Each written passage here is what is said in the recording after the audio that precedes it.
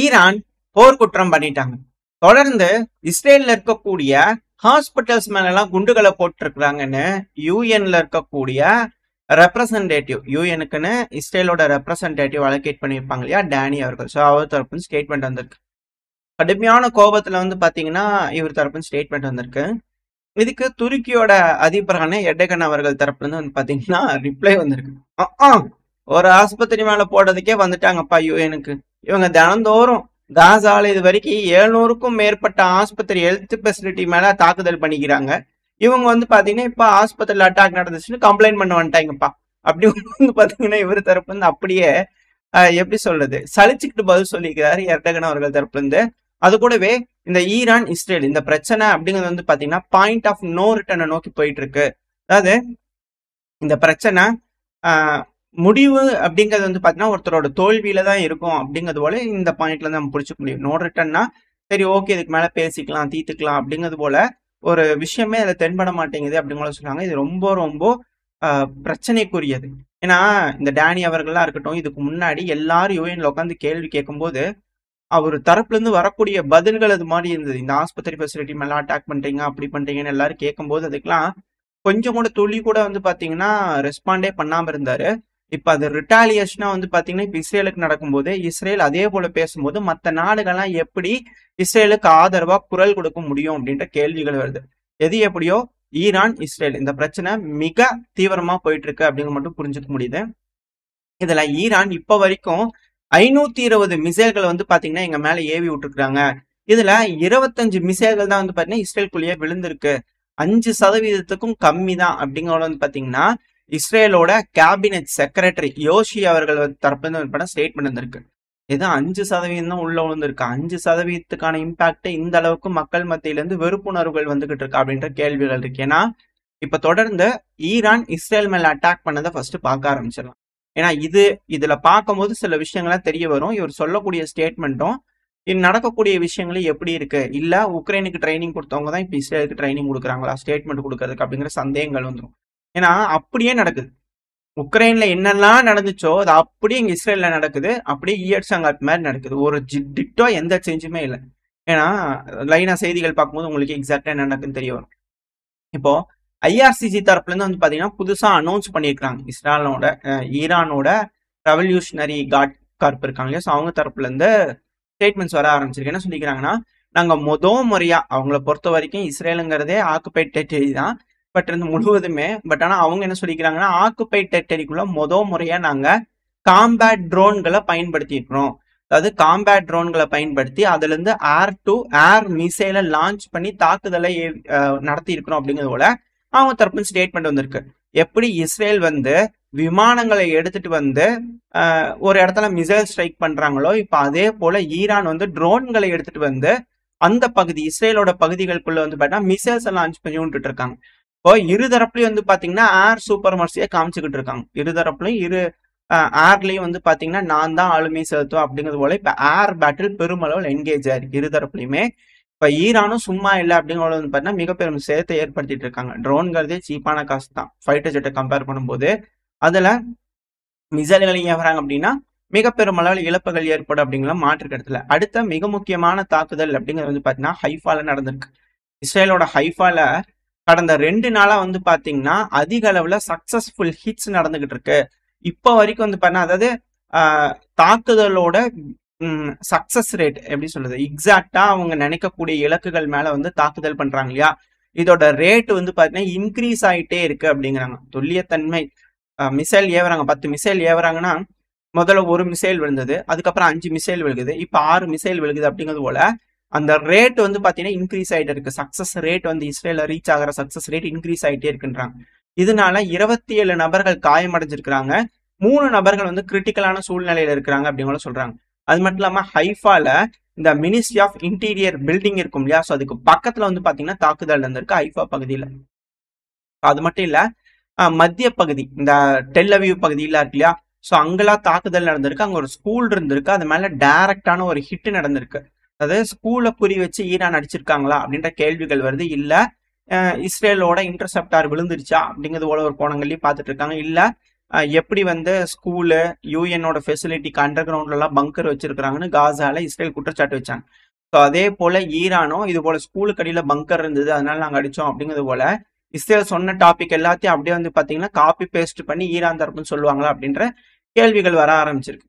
எது எப்படியோ இப்ப ஈரான் வந்து பாத்தீங்கன்னா ஹைஃபா அடிச்சிருக்காங்க வடமேற்கு பகுதிகளில். இதுல அந்த மினிஸ்ட்ரி ஆஃப் இன்டீரியர் பில்டிங் இருக்கு இல்லையா, ஸோ அது வந்து பாத்தீங்கன்னா 80 மீட்டர் தான் மிஸ் ஆயிருக்கு. அவங்க இலக்குகளா குறி வைக்கிறது எல்லாமே இந்த கவர்மெண்ட் பில்டிங்ஸா இருக்கு. ஏன்னா இமானுவேல் மேக்ரான் அவர்கள் தரப்பு ஒரு ஸ்டேட்மெண்ட் வந்திருந்தது, இந்த கவர்மெண்ட் பில்டிங்க்குலாம் லீவ் விட்டுற வேண்டியதானே, பிரச்சனை பெருசா இருக்கும்போது இழப்புகள் கம்மியா இருக்கும்ல அப்படிங்களும் சொல்லியிருந்தாரு. ஈரானுக்குள்ள அடிக்கிறதுக்கு எல்லாரும் கேட்கும்போது இப்ப இதை எப்படி வந்து ஹேண்டில் பண்ண போறாங்க அப்படிங்கிறது தெரியல. ஈரானுக்குள்ள கவர்மெண்ட் பில்டிங்ஸ் அடிக்கும் போது இப்ப ஈரான் இஸ்ரேலோட கவர்மெண்ட் பில்டிங்ஸை அடிக்க ஆரம்பிச்சுக்கிறாங்க. அதுதான் வந்து பாத்தீங்கன்னா இதுல இருக்கக்கூடிய விஷயம். அடுத்தது பல மிசைல் தாக்குதல்கள் வந்து பாத்தீங்கன்னா இஸ்ரேலோட பர்ஷிபா பகுதிகளில் வந்து பார்த்தீங்கன்னா நடந்திருக்கு. ஹெவியான ஸ்ட்ரைக்ஸ் இந்த பர்ஷிபா பகுதியில் நடந்திருக்கு அப்படின்ற குற்றச்சாட்டுகள் வந்துகிட்டு இருக்கு. அது கூடவே தெற்கு இஸ்ரேல் அஸ்கலான்ல எல்லாம் வந்து பாத்தீங்கன்னா பயங்கரமான தாக்குதல் நடந்திருக்கு அப்படிங்களும் சொல்லப்பட்டு வருது. அது கூடவே ஈரானோட ட்ரோன்கள் வந்து பாத்தீங்கன்னா கோலன் ஹைட்ஸ், அதாவது வடகிழக்குல இருக்கக்கூடிய பகுதிகளில் வந்து பாத்தீங்கன்னா ஈரானோட ட்ரோன்கள்லாம் வந்திருக்கு, இன்டர்செப்ட் பண்ணிருக்கோம் அப்படின்னாங்க. பட் இருந்தாலும் அங்க தாக்குதல் நடக்கிறதுக்கான இமேஜ் வீடியோ ஃபுட்டேஜஸ் எல்லாம் வந்து பாத்தீங்கன்னா வந்துட்டு இருக்கு. கோலன் பகுதிகள்லயும் ஈரான் தரப்பு வந்து தாக்குதல் பண்ணிக்கிறாங்க.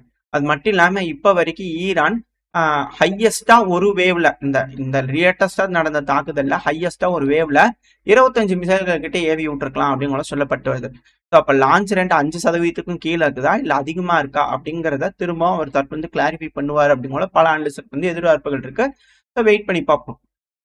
இப்ப ஈரான் மினிஸ்ட்ரி ஆஃப் பில்டிங் மக்கள் வாழும் பகுதி மட்டும் இல்லாம ஈரான் வந்து பார்த்தீங்கன்னா இஸ்ரேலோட மிலிட்டரி டார்கெட்ஸ் மேலேயும் குறி வச்சு அடிச்சிருக்காங்க. அதுல நிவட்டம் ஏர்பேஸ், ஹஜ்ரம் ஏர்பேஸ், ஸோ இது போல பல பகுதிகளிலையும் ஈரான் தரப்பு வந்து தாக்குதல் பண்ணிக்கிறாங்க. இந்த ஏர்பேஸ் நடக்கக்கூடிய தாக்குதல பெருமளவுல நியூஸஸ் வெளியே வராது. அதுக்கான காரணம் இந்த மிலிட்டரி வந்து பாத்தீங்கன்னா பெருமளவுல கட்டுப்படுத்துறாங்க இந்த நியூஸஸ். ஏன்னா ஒன்ஸ் வெளியே வர ஆரம்பிச்சிச்சுன்னா எந்த இடத்துல அட்டாக் பண்ணிக்கிறாங்க, இதனால இழப்புகள் என்ன, திரும்பி அட்டாக் பண்ணலாமா இல்லையான்ற விஷயங்கள் ஈரானுக்கு தெரிய ஆரம்பிச்சிடும். ஸோ அதெல்லாம் கட்டுப்பாட்டுக்குள்ள வைக்கணும் அப்படிங்கிறதுக்காக இது போல செய்யறாங்க. அது மட்டும் இல்லாம கம்பைன்டு ஸ்ட்ரைக் தான், மிசைல் கூட ட்ரோன்கள் வந்திருக்கு அப்படின்னு சொன்னோம் இல்லையா. ஸோ அந்த ட்ரோன்கள்ல வந்து பார்த்தீங்கன்னா இஸ்ரேலோட ஃபைட்டர் ஜெட்ஸை யூஸ் பண்ணி தாக்குதல் பண்றதுக்கான வீடியோ பதிவுகள் இது போல விஷயங்கள்லாம் வந்துகிட்டு இருக்கு. இப்போ இஸ்ரேல் இது போல மிசைல்ஸ் ட்ரோன்கள் எல்லாத்தையும் இஸ்ரேலுக்கு வெளியவே வச்சு வந்து பார்த்தீங்கன்னா தடுத்துக்கிட்டு இருக்காங்க. ஏன்னா உள்ள தடுத்தாங்கன்னா உள்ள வந்து எல்லா ஷார்ப்னஸ், இன்ஜின்ஸ், உதிரி பாங்கெல்லாம் உதிரி போய் அங்கேயும் விழுந்து தீ பிடிச்சிக்குதுன்னு உக்ரைன் தரப்புல சொல்றாங்க இல்லையா. ஸோ அதே போல இஸ்ரேல் கூட நடந்துட்டு இருக்கு. முதல்ல நம்ம ஜோர்டன் பகுதியில் பார்ப்போம். ஸோ இதனால இஸ்ரேலை விட்டு தள்ளி பக்கத்துல இருக்கக்கூடிய நாடுகள்லாம் வரும்போதே அங்கே இன்டர்செப்ட் பண்றாங்க. அதுல மிக மோசமா மாட்டிக்கிறது பண்ண ஜோர்டன், சிரியாவும் மாட்டுது. ஸோ இப்போ ஜோர்டனும் மாட்டிக்குது. ஸோ இப்போ ஜோர்டன்ல வந்து பாத்தீங்கன்னா மக்கள் வாழும் பகுதியில இன்டர்செப்ட் பண்ணும்போது அந்த மிசைல் இன்டர்செப்டாரோட மிசைலும் சரி ஈரானோட மிசைலும் சரி வெடிக்கும் போது அதெல்லாம் அங்க விழுகும் இல்லையா, உதிரிபாங்க. ஸோ அப்படி விழுகும் போது அங்க இருக்கக்கூடிய சிவிலியன்ஸ் எல்லாம் காயமடைஞ்சிட்டாங்கன்னு அங்க எமர்ஜென்சி யூனிட்லாம் வந்து பாத்தீங்கன்னா அங்க இருக்கக்கூடிய மக்களுக்கு ஃபர்ஸ்ட் எய்ட் பண்ணக்கூடிய வீடியோ காட்சி, போட்டோ காட்சி எல்லாம் வந்துட்டு இருக்கு. இதனால ஜோர்டனோட மக்கள் அதிருப்தியில இருந்துகிட்டு இருக்காங்க அப்படின்னு சொல்லப்பட்டு வருது. ஒரு கட்டத்துக்கு மேல இவங்களும் ஈரானுக்கு ஆதரவா வந்துருவாங்களா அப்படின்ற கேள்விகள், பயங்கள், பதட்டங்கள் வந்துகிட்டு இருக்கு. ஏன்னா இப்போதைக்கு அங்க நேட்டோ பேஸ் எல்லாம் இருக்கு. ஏன்னா இப்போ லைனா வரக்கூடிய செய்திகள் பார்க்கும்போது இதோட விஷயம் என்னன்னு தெரியும். அது மட்டும் இல்லாம இப்போ உதிரிபாங்கல்ல நம்ம சொன்ன மாதிரியே சைடுல ஒரு வீடியோ பதிவுகளோட இருக்கும். இஸ்ரேல் ஜோர்டன்ல வச்சு இன்டர்செப்ட் பண்ணாம இஸ்ரேலுக்குள்ள இன்டர்செப்ட் பண்ணாங்க அப்படின்னா இது போல வீட்டுக்குள்ளேயே வந்து பாத்தீங்கன்னா பால்கனில அங்கேயும் இங்கேயும் வந்து பாத்தீங்கன்னா ஈரானோட மிசைலோட மோட்டர், இன்ஜினு, ஸோ இது போல உதிரி பாங்கல வந்து பண்ணா அங்கே இங்கேயும் விழுந்து டேமேஜ் ஆயிருது, அதிக அளவுல வீடுகளை சேதப்படுத்திடுது உதிரி பாகங்களே அப்படிங்கிறது போல குற்றச்சாட்டுகள் மக்கள் தரப்புல இருந்து வந்துகிட்டு இருக்கு. இது போல வீடியோ பதிவுகள் அதிகமா வந்துகிட்டு இருக்கு. நான் ஒரு நாளைக்கு 50-60 மிசைல் கிட்ட ஏவறாங்க அப்படின்னா இழப்புகள் பெருமளவுல இருக்கும் இல்லையா. அந்த மிசைல் இன்டர்செப்ட் பண்ணாலும் அது எங்க போய் விழுகும், இஸ்ரேல் கூட தான் விழுகும். ஸோ அது போல அது மட்டும் இல்லாம இப்போ மக்கள்லாம் வந்து பாத்தீங்கன்னா பங்கருக்குள்ள வரக்கூடிய, அதாவது ஷெல்டர்னு வச்சிருப்பாங்க. இது போல தாக்குதல் நடக்குதுன்னா ஏர் ரைட் சைரன் அடிக்கும். அப்படி அடிக்கும் போது மக்கள்லாம் பக்கத்துல இருக்கக்கூடிய ஷெல்டரை நோக்கி ஓடுவாங்க. ஸோ அப்படி ஷெல்டரை நோக்கி ஓடும் போது அங்க ஷெல்டர்ல இருக்கிறவங்கள வந்து பாத்தீங்கன்னா காவலாளிகள்லாம் விடமாட்டேறாங்க மக்களை, நீ இந்த ஏரியா கிடையாது இங்க ஃபுல்லா ஆயிடுச்சு அப்படிங்கிற போல பல காரணங்கள் சொல்றாங்க. இதே போல ஒரு விஷயம் உக்ரைன்ல நடந்தது. இதுதான் சொல்ல வந்தேன். ஸோ ஷெல்டர்ஸை வந்து பாத்தீங்கன்னா லாக் பண்ண ஆரம்பிச்சிருவாங்க, மக்கள் வெளியவே இருப்பாங்க, மக்கள் பெருமளவுல கஷ்டப்படுவாங்க. ஏன்னா ஷெல்டரோட கெப்பாசிட்டின்னு ஒன்று இருக்கு. ஸோ அந்த அதுக்கு மேல வந்து பார்த்தீங்கன்னா ஷெல்டருக்குள்ள அலோவ் பண்ண முடியாது. அப்படி பண்ணிட்டாங்க அப்படின்னா ஒன்ஸ் அங்கே டேமேஜ் ஆகுதுன்னா உயிர் சேதங்கள் அதிக அளவில் போயிடும். ஸோ இதனால மக்கள் வந்து பார்த்தீங்கன்னா இது போல சில நேரங்களை ப்ரிவென்ட் பண்றதுக்காக, அதிக சேதங்களை ப்ரிவென்ட் பண்றதுக்காக, ஏன்னா அடைச்சு வச்சு அங்கே அடிச்ச மாதிரி ஆகி போயிடும். ஸோ அதனால உயிர் சேதங்களை தடுக்கிறதுக்காக இது போல சில நபர்கள் தான் அலோவ் பண்ணுவாங்க, சில நபர்களை விட மாட்டாங்க. பட் ஆனா அந்த நபர்கள் என்ன செய்வாங்க, பயத்திலையும் பதட்டத்திலையும் இருக்கிறவங்க என்ன செய்வாங்க அப்படின்ற கேள்விகள் வருது. இதுல மக்கள்லாம் வந்து பாத்தீங்கன்னா அதிருப்தி ஆயிட்டு இருக்காங்க. பயங்கரமான கோபங்களுக்கு இஸ்ரேல் தரப்புல இருந்து நடந்துகிட்டு இருக்காங்க. அதே மறுபக்கம் வந்து பாத்தீங்கன்னா ஈரானுக்கு ஆதரவா ஈரானோட மக்கள் களமிறங்கி இருக்காங்க. அதாவது இதே போல ஒரு விஷயம் உக்ரைன்ல நடந்தது. ரஷ்யா உக்ரைனுக்குள்ள அட்டாக் பண்றதுக்கு முன்னாடி இதே போல மக்கள்லாம் வந்து பாத்தீங்கன்னா சாலிடாரிட்டி பரைடு வந்து பாத்தீங்கன்னா போயிட்டு இருந்தாங்க. அதே போல இப்போ வந்து பாத்தீங்கன்னா ஈரான் முழுவதுமே பல பகுதிகளில் ஈரானோட ஈஸ்டர்ன் பகுதியா இருக்கட்டும், அதாவது பிராத் பகுதியா இருக்கட்டும், மசாத் பகுதியா இருக்கட்டும், கராஜ் பகுதியா இருக்கட்டும், லைனா லோட் ஆயிருக்கும். ஈரானோட பல பகுதிகள்லயும் வந்து பாத்தீங்கன்னா இது போல தொடர்ந்து பதிவுகள் லோட் ஆயிட்டே இருக்கும். ஸோ பல பகுதிகள்லயும் ஈரானோட ஆளுகின்ற அரசாங்கத்துக்கு மக்கள் வந்து பாத்தீங்கன்னா ஆதரவு தெரிவிக்கிறாங்க. சரி, ஓகே, ஈரான்ல இருக்கக்கூடிய மக்கள் ஈரானுக்கு ஆதரவு தெரிவிச்சுட்டாங்க. இப்போதைக்கு ரெஜிம் சேஞ்சுக்கு ஆப்ஷனே கிடையாது, மக்கள் நோன்னு சொல்லிட்டாங்க. நீ வந்து சண்டையை குடிச்சு பாத்துக்கோ, ஆட்சியெல்லாம் மாத்த முடியாது அப்படிங்கிற ஈரான் தரப்புல இருக்கிறாங்க. ஆனா இப்ப ஈராக் கிட்ட வந்துட்டோம் அப்படின்னா ஈராக்ல சரார் சிட்டியில வந்து பாத்தீங்கன்னா பயங்கரமான சப்போர்ட் வந்து பாத்தீங்கன்னா ஈரானுக்கு ஆதரவா மக்கள் ஒன்றிணைஞ்சு அவங்களோட ஆதரவை காமிச்சிருக்கிறாங்க. ஈராக்ல மட்டும்தான் அப்படின்னு கேட்டீங்கன்னா இல்ல. அடுத்தது லெபனான். லெபனான்ல இருக்கக்கூடிய பீரூட், ஆல்ரெடி இங்க இருக்கக்கூடிய மக்கள்லாம் அதிக அளவுல ஈரானுக்கு சப்போர்ட் பண்ணுவாங்க. தொடர்ந்து இது போல சப்போர்ட் வந்து பாத்தீங்கன்னா காமிச்சுக்கிட்டு இருக்காங்க. அது மட்டும் இல்லாம ஒமனோட மினிஸ்ட்ரி ஆஃப் ஃபாரின் அஃபேர்ஸ் இருப்பாங்க இல்லையா, அவங்க தரப்புல இருந்து என்ன வந்திருக்குன்னா நாங்க தொடர்ந்து எஃபோர்ட் போட்டுக்கிட்டே இருப்போம். இன்டர்நேஷனல் கம்யூனிட்டி முன்னாடி இது போல இஸ்ரேல் ஈரான் மேல அக்ரஷன் காட்டுறதை நிறுத்தணும் அப்படிங்கிறதுக்காக நாங்க தொடர்ந்து எஃபோர்ட் போட்டுட்டே இருப்போம்னு ஒமன் தரப்புலன்னு சொல்ல ஆரம்பிச்சிருக்காங்க. ஸோ ஒமனோட அரசாங்கமா இருக்கட்டும், பல நாடுகள், மிடில் ஈஸ்ட் இருக்கக்கூடிய பல நாடுகளா இருக்கட்டும், இவங்க எல்லாருமே இப்போ ஈரானுக்கு ஆதரவா ஒன்றிணைஞ்சுக்கிட்டு இருக்காங்க. இப்ப இப்படி இருக்கும் சூழ்நிலையில ஈரானுக்கு எகெயின்ஸ்டா அமெரிக்கா புதுசா சாங்ஷன் போட்டிருக்காங்க. அமெரிக்காவோட ட்ரெஷரி டிபார்ட்மெண்ட் இருக்காங்க இல்லையா, ஸோ அவங்க வந்து பாத்தீங்கன்னா ஈரானோட ஆயில் கண்டெய்னர்ஸ் எல்லாம் இருக்கும் இல்லையா, ஸோ அந்த ஆயில் கண்டெய்னர், இந்த ஆயில் ட்ரேட் எல்லாம் முடக்கிறதுக்காக, அதுவும் குறிப்பா யமன் ஹவுதிஸ்க்குலாம் கொண்டு போய் கொடுக்குறாங்க இல்லையா, ஸோ அதுக்கெல்லாம் சாங்ஷன் போட்டிருக்காங்க. ஸோ ஒன் சாங்ஷன் போடும்போது இது வாட்டர்ஸ்ல வந்து பாத்தீங்கன்னா வந்துகிட்டு இருக்கு அப்படின்னா, இல்ல நட்பு நாடுகளோட வாட்டர்ஸ்ல ஏதாவது இந்த மாதிரியான கார்கோஸ் கண்டெய்னர்ஸ் எல்லாம் வருது அப்படின்னா அதை வந்து லபகன் பிடிச்சிட்டு போயிடுவாங்க. எப்படி ரஷ்யாவோட ஜெர்மனி பிடிச்சிட்டு போய் கொடியை மாத்திட்டு அவங்க யூஸ் பண்ணிட்டு இருக்கிறாங்க. ஸோ அது போல வேலைகள்ல வந்து பாத்தீங்கன்னா இதுக்கப்புறம் நடக்கும். ஈரானோட கப்பல்களை ஏதாவது வளைச்சு பிடிக்கிறாங்களா என்ன இதுங்களை வெயிட் பண்ணி பார்த்தலாம். ஸோ யமன் ஹவுதிஸ்க்கு ஏற்றுமதி பண்ணக்கூடிய ஆயில் கண்டெய்னர்ஸ் மேல இதுக்கு மேல அடி விழுகுமா அப்படின்ற கேள்விகள் வருது. சரி, இது மட்டும் தானேன்னு பாத்தீங்கன்னா இல்ல. இந்த மிசைலுக்கு வந்து பாத்தீங்கன்னா ப்ரொடக்ஷனுக்கு சப்ளை பண்ணிட்டு இருக்கக்கூடிய கம்பெனிஸ் டியூயல் யூஸ் டெக்னாலஜிஸ், அதாவது சிவிலியனுக்கும் பயன்படுத்தலாம் அப்படிங்கிற போல டெக்னாலஜிஸையும் ஈரானுக்கு ஏற்றுமதி பண்றதுக்கு தடை பண்ணிக்கிறாங்க. இதுக்கப்புறம் ஹாஸ்பிட்டல் ரிலேட்டடான திங்ஸ் எல்லாம் கிடைக்கிறதுக்கு அதிக அளவுல கஷ்டமா இருக்கும். ஏன்னா இந்த எம்ஆர்ஐ ஸ்கேன் இதெல்லாம் இருக்கு இல்லையா, ஸோ அது போல இதுக்கெல்லாம் வேணுங்கிற உதிரி பாகங்கள், ரிப்பேர் பண்ணக்கூடிய விஷயங்கள் இதெல்லாம் அவங்க ஆர்டர் பண்ணி வாங்குறாங்கன்னா இதுக்கு மேல ஈரானுக்கு போறதுக்கு சிக்கலா இருக்கும். ஆனா ஆல்ரெடி ஈரான் வந்து பாத்தீங்கன்னா ரஷ்யா கூட ஒரு ஒப்பந்தம் போட்டிருக்காங்க, சாங்ஷன்லாம் பார்ட்டிசிபேட் பண்ணக்கூடாதுன்னு. மேபி ரஷ்யா கிட்ட இருந்து வரலாம், ரஷ்யாக்கே இது போல சாங்ஷன் போட்டிருக்காங்க. சரி, ஓகே, எப்படி இந்த நாடுகள்லாம் இந்த ஓவர் கம்பெனி வராங்க அப்படிங்கிறது வெயிட் பண்ணி பார்த்தலாம். ஆனா இப்ப ரஷ்ய அதிபரான விளாடிமிர் புட்டின் அவர்கள் தரப்பு என்ன ஸ்டேட்மெண்ட் வந்துருக்குன்னா, ரஷ்யாவான நாங்களும் ஈரானான நீங்களும் நம்ம இரு தரப்புல இருந்தும் இணைஞ்சு ஒரு ஃபோர்ஸுக்கு எகெயின்ஸ்டாக சண்டை பிடிச்சிட்டு இருக்கோம் அப்படிங்கிற போல அவர் தரப்பு ஸ்டேட்மெண்ட் வந்திருக்கு. அப்படின்னா ரஷ்யாவும் ஈரானும் தனித்தனியா எதுக்குங்க சண்டை போடணும், வாங்க சேர்ந்தே இவனுங்களை எல்லாம் அடிக்கலாம் அப்படிங்கிறதால அவங்க தரப்பு வந்து ரெக்வஸ்ட் வந்திருக்கிறா அப்படிங்கிற ஒரு கண்ணோட்டத்திலேயே பார்க்க ஆரம்பிக்கலாம். அது மட்டும் இல்லாம ரஷ்யா ஈரானுக்கு முழுசா ஆதரவு கொடுக்குறோம், நீங்க டிஃபெண்ட் பண்ணலாம், உங்களோட இன்ட்ரெஸ்ட் கரெக்டானதுதான், நீங்க பீஸ்ஃபுல்லா நியூக்ளியர் எனர்ஜியை நீங்க தொடர்ந்து செய்யறதுக்கு எந்த ஒரு பிரச்சனையும் கிடையாது, நாங்க முழு ஆதரவு கொடுக்குறோம் அப்படிங்கிற ரஷ்ய அதிபரான விளாடிமிர் புட்டின் அவர்கள் தரப்பு ஸ்டேட்மெண்ட் இருந்திருக்கு. அது மட்டும் இல்லாம அமெரிக்கா தான் இங்க சண்டை பிடிச்சிட்டு இருக்கு ஈரான் கூட அப்படிங்கிற சொல்றாங்க இல்லையா, ரஷ்யா அதிபரான விளாடிமிர் புட்டின் அவர்கள் என்ன சொல்றாரு, இருதரப்புலையும் இணைஞ்சு ஒருத்தங்களுக்கு எதிராக சண்டை பிடிச்சிட்டு இருக்கோன்னு சொல்றாரு இல்லையா. அதே போல ரஷ்யாவோட ஒரு SU-24 ரக விமானம் அமெரிக்காவோட போர்க்கப்பல் பால்டிக் கடல் பகுதியில போயிட்டு இருக்கும்போது அதுக்கு க்ளோஸா வந்து பாத்தீங்கன்னா பறந்து போய் பிளேயர் அடிச்சுட்டு இருந்திருக்கு. ஸோ இது போல வேலைகளும் இந்த பால்டிக் சீலையும் நடந்துகிட்டு தான் இருக்கு, எஸ்கலேஷன் நடந்துட்டு இருக்கு அப்படிங்கலாம் மாற்று இடத்துல. ஸோ இது போல போர்க்கப்பல்கள் அதிக அளவுல வந்து பாத்தீங்கன்னா பெர்ஷியன் கல்ஃப் கிட்ட வந்துட்டு இருக்கு இல்லையா, இங்க அதிக அளவுல GPS இன்டர்ஃபியரன்ஸ் இருக்கு. ஸோ இதனால அங்கே போக்குவரத்து கப்பல்கள் வந்து பண்ண சமீபத்தில் ஒரு கண்டெய்னர் மேலே வந்து இன்னொரு கண்டெய்னர் மோதி வெடிச்சிருந்தது 2 நாளைக்கு முன்னாடின்னு நினைக்கிறேன். ஸோ இப்போ அந்த இடத்துல வந்து பார்த்தீங்கன்னா ஈரானுக்குள்ள வழி தெரியாம பேசஞ்சர் ரக விமானங்கள், கார்கோ ரக விமானங்கள்லாம் ஈரானுக்குள்ள பறந்து வந்துருச்சு. ஆக்சுவலா அந்த பகுதியில் பறக்கவே கூடாது, சைடில் அந்த இமேஜஸ் லோட் ஆயிருக்கும், பறக்கவே கூடாது, ஏன்னா அங்கே போர் நடந்துட்டு இருக்கு, இஸ்ரேல் ஏர் ஸ்ட்ரைக் பண்ணிருக்காங்க. அங்க ஜிபிஎஸ் டிஸ்டர்பன்ஸ் இருக்கிறதுனால அதெல்லாம் ஹேக் ஆகிறதுனால, ஏன்னா அப்படி பண்ணாதான் இஸ்ரேல் அட்டாக் பண்ணும்போது அந்த மிசைல்குலாம் ஜிபிஎஸ் சிக்னல் கிடைக்கா. ஸோ அதெல்லாம் ஈஸியா வந்து பாத்தீங்கன்னா இலக்கு அடையாம சிலதெல்லாம் வந்து பாத்தீங்கன்னா கீழே விழுந்துடும். அதில் பல்வேறு இது இருக்கு. பட் ஆனால் ரஷ்யாக்குள்ள எப்படி ஜிபிஎஸ் இன்டர்ஃபியரன்ஸ் இருக்கனால அட்டாக்ஸை பெருமளவில் கட்டுப்படுத்தினாங்க. ஸோ அதே டெக்னிக்கை இப்போ ஈரான் யூஸ் பண்றாங்க அப்படிங்கிறத இதுல இருக்கக்கூடிய விஷயம். சரி, ஓகே. இப்போ ஈரானுக்குள்ள என்ன மாதிரியான தாக்குதல்லாம் நடந்திருக்கு அப்படிங்கிறது பார்க்கலாம். இஸ்ரேல் வந்து ஈரானி அடிச்சிருப்பாங்க இல்லையா? ஸோ அதெல்லாம் என்ன நடந்திருக்கு அப்படிங்கிறது பார்க்கலாம்.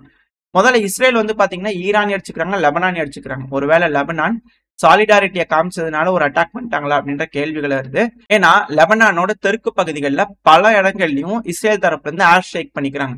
ரேகான், துமால், புர்ஹான், கொத்தானி, ஸோ இந்த பகுதிகள் சைட்ல வந்து பாத்தீங்கன்னா இமேஜஸ் வீடியோஸ்லோட இருக்கும். ஸோ பல பகுதிகளையும் வந்து பாத்தீங்கன்னா குறைவில்லாம இன்னைக்கு இஸ்ரேல் அங்கேயும் தாக்குதல் பண்ணிக்கிறாங்க, காசாலையும் பண்ணிக்கிறாங்க, ஈரான்லயும் பண்ணிக்கிறாங்க. சரி, ஓகே. அது மட்டும் இல்லாம லெபனானோட தெற்கு பகுதியில 2 நபர்கள் இறந்துட்டாங்க அப்படிங்கிற போல செய்திகள் வந்துட்டு இருக்கு. லெபனானோட ஹோலா பகுதிகளில் இது போல இஸ்ரேல் தாக்குதல் பண்ணதுனால அப்படின்னு சொல்லப்பட்டு வருது. இப்போ ஈரான்குள்ள வந்து பாத்தீங்கன்னா சிராஜ் பகுதி. ஸோ சிராஜ் பகுதியில் வந்து பாத்தீங்கன்னா ஒரு ட்ரோன் ஸ்ட்ரைக் நடந்திருக்கு அப்படிங்கிறது போல ஸ்டேட்மெண்ட்ஸ்ல வந்துகிட்டு இருக்கு. அது கூடவே ஒரு அசாசினேஷன் அட்டம்ப்டை வந்து பாத்தீங்கன்னா இஸ்ரேல் தரப்புல இருந்து வந்து பாத்தீங்கன்னா பண்ணியிருந்துக்கிறாங்க. அதுவும் கிசா டிஸ்ட்ரிக்ட், ஈரானோட கேபிட்டலான தெஹ்ரான்ல கிசா டிஸ்ட்ரிக்ட்ல வந்து பாத்தீங்கன்னா ஒரு அசாசினேஷன் அட்டெம்ப்ட் பண்ணிக்கிறாங்க. இது சக்சஸ். ஒரு நியூக்ளியர் சயின்டிஸ்ட் இருந்தாங்க, அதை தெரிஞ்சுட்டு நாங்கள் அடிச்சு கொண்டோம் அப்படிங்கிறது போல இஸ்ரேல் தரப்புன்னு சொல்லப்பட்டு வருது. ஏதாவது கன்ஃபர்மேஷன் கிடைச்சிச்சுன்னா அடுத்த பயில பார்க்க ஆரம்பிக்கலாம். அது மட்டும் இல்லாம ஈரானோட வட மேற்கு பகுதிகளில் இருக்கக்கூடிய கொர்கான் பகுதிகளில் வந்து பண்ணா ஈரானோட ஏர் டிஃபென்ஸ் சிஸ்டம் பெருமளவில் ஆக்டிவா இருந்திருக்கு. அந்த பகுதியிலையும் தாக்குதல் நடந்திருக்கு, வெடிஸ்தங்கள் கேட்டதா சொல்லப்பட்டு வருது. அது கூடவே ஹவான்ஸ் ரீஜியன்ல வந்து பாத்தீங்கன்னா இது தென் மேற்கு பகுதிகளில் இருக்கக்கூடிய இடம், ஈரானோட தென்மேற்கு பகுதி. அந்த பகுதியிலையும் அட்டாக் நடந்திருக்கு அப்படிங்கிற சொல்றாங்க. ஈரானோட தெற்கு பகுதியில் இருக்கக்கூடிய புஷார் பகுதியில வந்து பாத்தீங்கன்னா ஏர் டிஃபென்ஸ் சிஸ்டம் பெருமளவில் வந்து பாத்தீங்கன்னா ஆக்டிவா இருந்திருக்கு. அந்த பகுதிகளையும் தாக்குதல் நடந்திருக்கு அப்படிங்கிற சொல்றாங்க. இங்கதான் ரஷ்யா மெயின்டைன் பண்ணக்கூடிய 200க்கும் மேற்பட்ட ரஷ்யர்கள் இருக்கக்கூடிய அந்த நியூக்ளியர் பிளான்ட் இருக்கு. ஸோ இந்த பகுதியை இப்ப இஸ்ரேல் தரப்புல இருந்து டார்கெட் வைக்க ஆரம்பிச்சிருக்காங்க. இந்த பகுதியை அடிக்க மாட்டோம் அப்படிங்கிறது போல இஸ்ரேல் தரப்புல இருந்து ரஷ்யாவுக்கு சொல்லியிருக்காங்க. பட் இருந்துமே அதை மீறி இந்த இடத்துல தாக்குதல் பண்றாங்களா அப்படின்ற கேள்விகள் வருது. இந்த பகுதியில் தாக்குதல் தான் சொல்லப்பட்டு வருது. இந்த பதிவுல நம்ம ஓரளவுக்கு இந்த ஈரான் எந்த அளவுக்கு இஸ்ரேலுக்குள்ள தாக்குதல் பண்ணிக்கிறாங்க, இஸ்ரேல் ஈரானுக்குள்ள எந்த அளவுக்கு தாக்குதல் பண்ணியிருப்பாங்க அப்படிங்கறத பார்த்திருப்போம். அது போக கூட சில செய்திகள்லாம் பார்த்திருப்போம். இந்த பதிவு பத்தி நீங்க என்ன நினைக்கிறீங்க? உங்களுக்கு இந்த பதிவு பிடிச்சுன்னா லைக் பண்ணிட்டு நம்ம சேனலை சப்ஸ்கிரைப் பண்ணிக்கோங்க. எனக்கு மோட்டிவேஷனா இருக்கும் இது போல தொடர்ந்து பதிவுகள் போறதுக்கு. உங்களோட அன்பு ஆதரவு எனக்கு எப்போ இருக்கும்னு நம்பிக்கையில இந்த பதிவு நான் முடிச்சுக்கலாம். இந்த பதிவு நல்லா இருக்கும்னு நம்பிக்கையில அடுத்த பேர் உங்களை சந்திக்கிறேன். Stay safe. பை.